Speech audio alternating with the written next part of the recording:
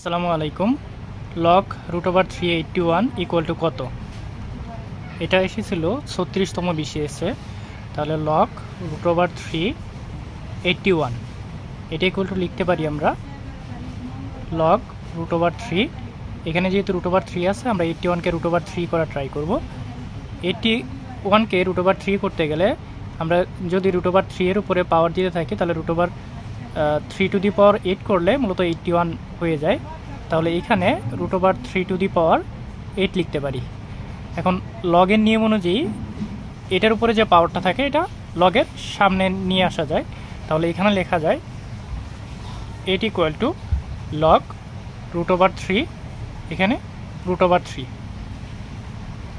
লগের নিয়ম অনুযায়ী লগ এ অর্থাৎ ভিত্তিটা এ, এবং এখানে যদি এ হয় তাহলে সেটাকে 1 লেখা যায়। তাহলে এটা ইকুয়াল টু 8 লিখলাম এবং এটার পরিবর্তে মাল্টিপ্লাই 1 লেখা যায়। তাহলে এটার ফলাফল চলে আসে 8। তাহলে এটাই হচ্ছে এটার অ্যান্সার।